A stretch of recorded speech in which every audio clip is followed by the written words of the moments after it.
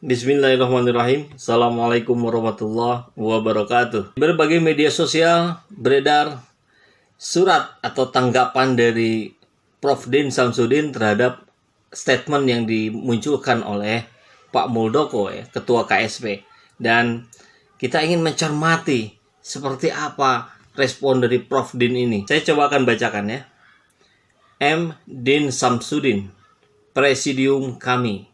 Bismillahirrahmanirrahim. Membaca di media massa berita bahwa Kepala Staf Presiden KSP Jenderal TNI Purnawirawan Muldoko memperingatkan kami dalam nada keras mengancam, meminta kami untuk menyampaikan aspirasi lewat jalur hukum dan menganggap kami hanyalah sekumpulan kepentingan. Izinkan saya atas nama Majelis Penyelamatan Indonesia _deklarator kami menyampaikan hal-hal sebagai berikut. Nampaknya respon yang cukup serius ya, mengingat kita lihat memang di beberapa peristiwa kemarin-kemarin muncul penghadangan-penghadangan terhadap upaya-upaya yang sedang dilakukan oleh kami dalam hal ini adalah deklarasi di berbagai daerah yang terus mencoba di counter, mencoba terus dilawan oleh beberapa pihak yang kita belum tahu persis dari mana itu datangnya, tapi yang jelas di Bandung, di Surabaya, dan di tempat lainnya ada yang ketahuan itu ada demo-demo bayaran, dan bayarannya kurang lebih sama, itu per orang Rp100.000 ya, dan mencoba untuk menghentikan hak warga negara dalam menyampaikan pendapat, dan malah mencoba membatasi hak warga negara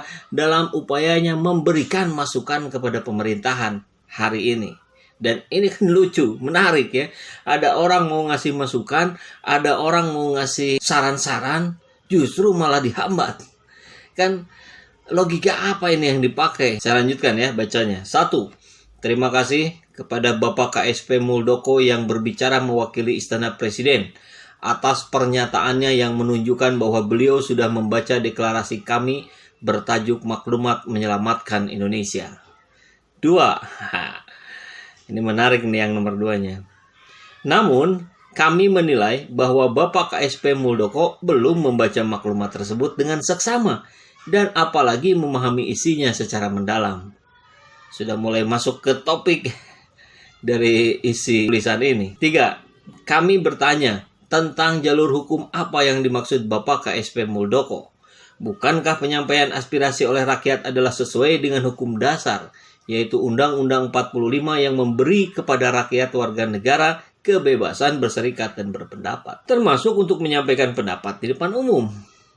Ataukah mungkin permintaan untuk menyampaikan aspirasi lewat jalur hukum adalah agar kami menggugat pemerintah atas pelanggaran konstitusional yang dilakukannya? Suatu hal yang dapat dilakukan namun belum dipikirkan. Ini kalimat yang saya kira keren sekali ini ya. Pertama, menyasar bahwa apa yang dimaksud dengan Pak Muldoko ketika ada kejelasan dalam Undang-Undang Dasar bahwa warga negara bebas berserikat, bebas menyampaikan pendapatnya bahkan di depan umum.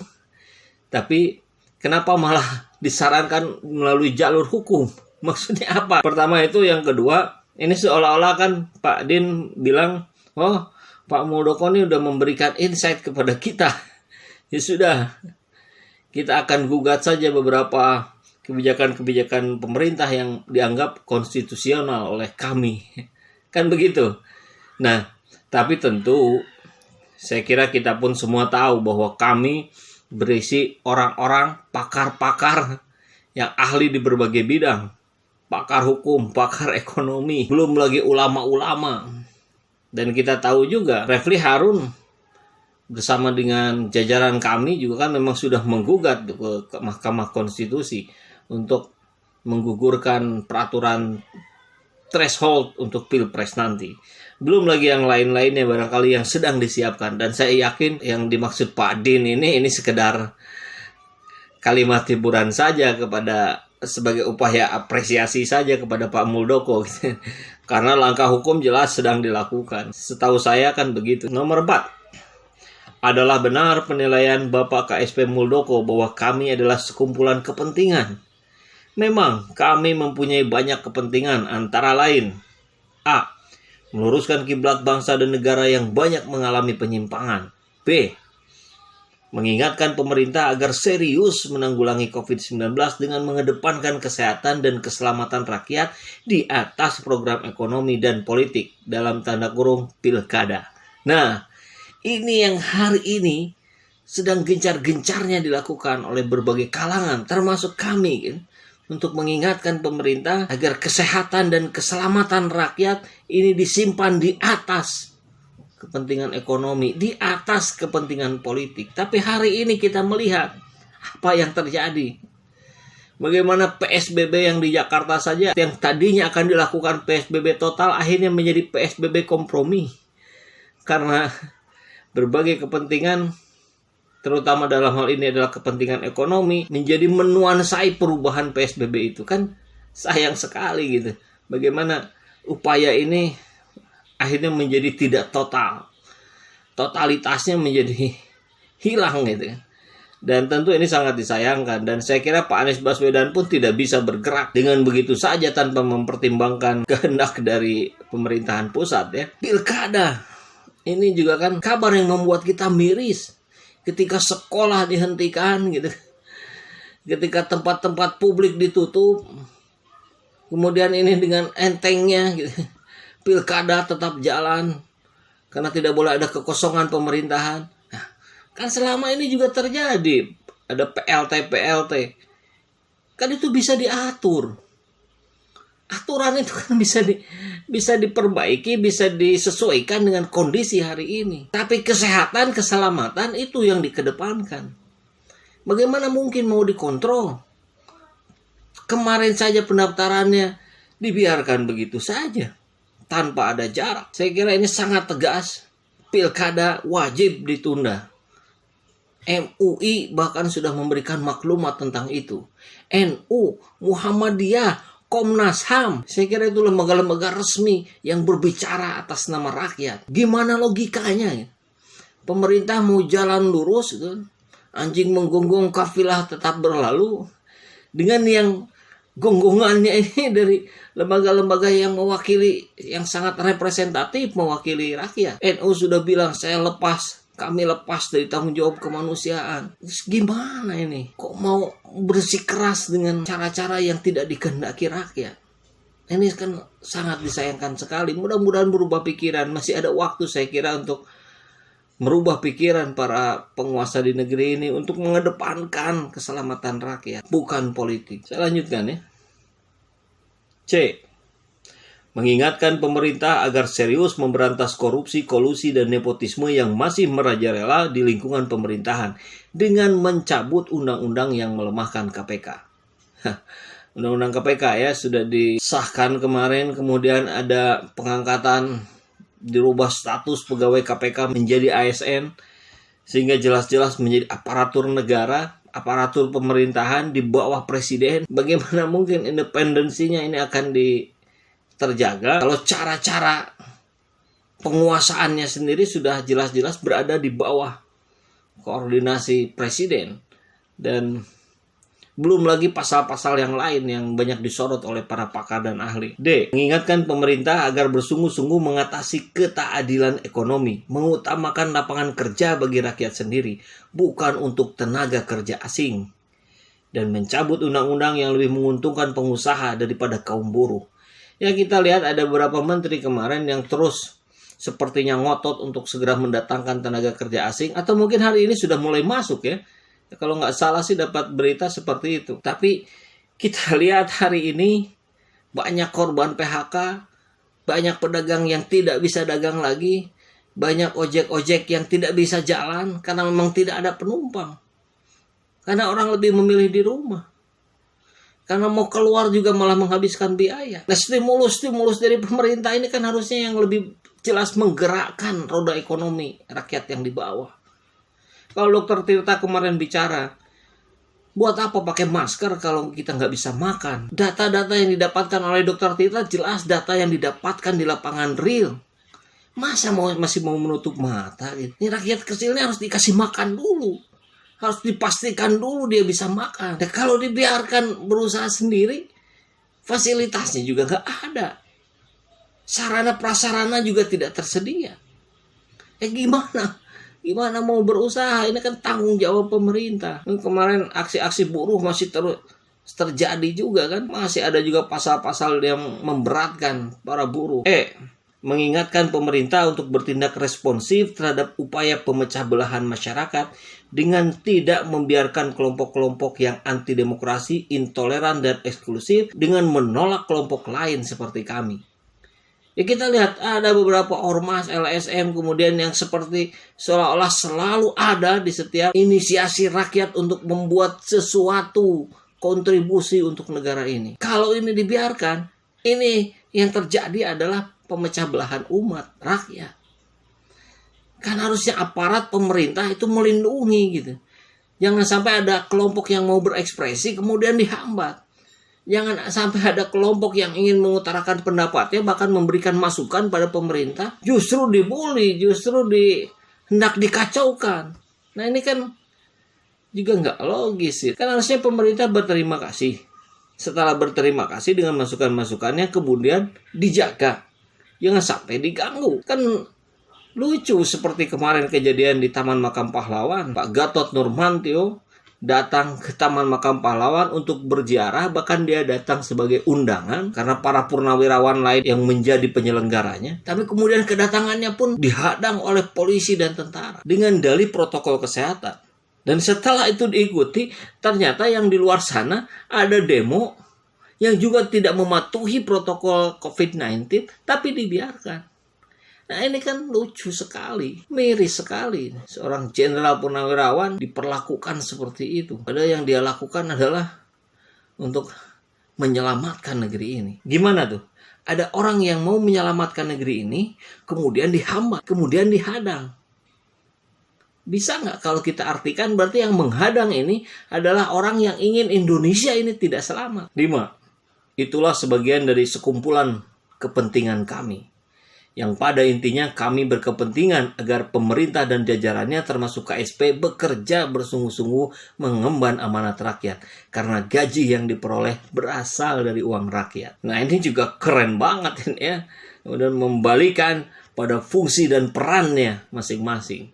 Sebagai orang yang diberikan amanah untuk mengamankan program-program yang mengedepankan kesejahteraan rakyat. Karena beliau-beliau pun, pejabat-pejabat pun digajinya pakai uang rakyat. 5. Izinkan kami mewasiatkan kepada Bapak KSP Muldoko dan para staf di istana untuk tidak mudah melempar tuduhan kepada kami. A. Apakah kami yang memecah belah rakyat ataukah kelompok-kelompok penolak kami yang patut diduga direkayasa, bahkan didanai pihak tertentu yang justru memecah belah rakyat? Nah ini saya kira catatan yang barusan. Ya, ada orang yang mau menyelamatkan kemudian dihadang. Berarti dia pihak yang tidak ingin Indonesia ini selamat. B. Apakah kritik dan koreksi kami yang menciptakan instabilitas ataukah kebijakan pemerintah yang tidak bijak, anti kritik dan tidak mau mendengar aspirasi rakyat yang justru berandil dalam menciptakan instabilitas ini? Nah kita lihat kan, awal ketika kita menanggapi datangnya wabah COVID-19 ini di bulan Februari, ketika orang-orang yang paham, mengerti, sudah berbicara hati-hati. Pak Anies Baswedan sudah menyiapkan bahkan jauh sebelum Februari agar kita melakukan antisipasi. Tapi kan kita dengar pejabat-pejabat pusat malah denial, malah menolak, malah menganggap seolah-olah itu bukan sesuatu yang penting untuk disikapi. Dianggap enteng. COVID tidak akan masuk ke Indonesia karena cuacanya panas. Kita tidak akan terserang karena kita makan nasi kucing. Karena kita punya kalung anti COVID. Dan banyak sekali statement yang itu kemudian tidak direvisi dengan pernyataan atau permohonan maaf. Saya kira kita ingat sekali. Itu tidak ada statement dari pemerintah bahwa maaf kami salah merespon. Karena ini yang membuat rakyat menjadi bingung. Ini yang membuat rakyat kemudian menjadi kepercayaannya turun. Jadi upaya-upaya untuk menstabilkan situasi rakyat bawah, rakyat jelata, tentu ini didasari terlebih dahulu gitu dengan apa yang dilakukan oleh pemerintah terhadap rakyat. Sekarang kita dengar Pemprov dengan Pemkot beradu pendapat, saling tuduh-menuduh. koordinasinya tidak berjalan dengan baik. Pemerintah pusat sebagai kendali yang paling atas kan mestinya juga berespon terhadap hal-hal ini. Langsung memberikan sikap, langsung memberikan treatment dan menyampaikan ke rakyat apa adanya. Sampaikan bahwa sudah kita lakukan perubahan-perubahan. Kami menyadari kemarin melakukan kesalahan A, B, C, D. Dan itu sekarang kami sadari, kami akan ubah, kami akan revisi, kami akan berikan langkah-langkah baru. Kan hebat kalau bisa begitu. Berjiwa besar gitu. Ini negara besar, jiwanya harus besar. Jangan negara besar jiwanya kecil yang tidak suka dikritik. Akhirnya instabilitasnya muncul dengan sendirinya di kalangan rakyat bawah. C. Apakah kami yang keluar dari batas, dalam kurung, karena memaklumkan penyelamatan bangsa dan negara? Ataukah pemerintah yang melampaui batas dengan menumpuk hutang negara yang jadi beban generasi penerus? Membentuk bersama DPR undang-undang yang merugikan rakyat dan mengabaikan rakyat berjuang mempertahankan diri dari wabah dengan harus membiayai sendiri tes kesehatan. Ini kan sebetulnya kan bukan perbandingan ya.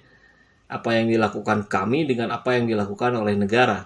Kami kan hanya segelintir orang-orang, kumpulan orang-orang. Tapi memang yang semakin hari semakin membesar gerakannya, semakin muncul berbagai kelompok yang ingin bergabung dengan kami. Tapi tentu saya kira maksud pernyataan ini adalah lebih kepada apa yang salah dari kami gitu. Dan kurang lebih kalau dirumuskan dalam satu kalimat begitu. Apa yang salah dengan kami? Kami ini mengingatkan pemerintah yang sebetulnya bukan tugas rakyat. Tapi merasa berkewajiban ini para rakyat untuk mengingatkan pemerintah agar jangan melampaui batas. Sedangkan yang dilakukan oleh kami sendiri jelas tidak melampaui batas. Tidak ada niatan-niatan untuk melakukan perlawanan terhadap negara, untuk menurunkan presiden dan sebagainya, kan tidak ada. Dan kita lihat bersama ini semuanya. Kita bisa lihat dengan mata kepala sendiri bagaimana proses-proses di DPR itu menjadi tidak dinamis karena mayoritasnya adalah pendukung pemerintah. Terus siapa yang mau disalahkan dengan kondisi begitu? PKS karena nggak gabung dengan pemerintah, atau pemerintah yang harusnya menyadari bahwa situasi dominasi di DPR itu tidak sehat. Kita lihat akhirnya rapat-rapat semuanya tidak menunjukkan, banyak sekali pasal-pasal yang tidak menunjukkan keberpihakannya pada rakyat. Terakhir 6. Akhirnya kami mengingatkan Bapak KSP Muldoko dan jajaran kekuasaan untuk tidak perlu melempar ancaman kepada rakyat. Pada era demokrasi modern dewasa ini, arogansi kekuasaan, sikap represif dan otoriter sudah ketinggalan zaman. Bagi kami, semakin mendapat tantangan dan ancaman akan menjadi pelecut untuk tetap beristiqomah dalam perjuangan. Kami bukan kumpulan orang-orang pengecut, karena para insan yang bergabung dalam kami adalah mereka yang menyerahkan segala urusan kepada Tuhan yang Maha Kuasa, Allah Subhanahu wa Ta'ala, dan hanya takut kepadanya. Wallahu a'lam musta'an. Jakarta, 2 September 2020.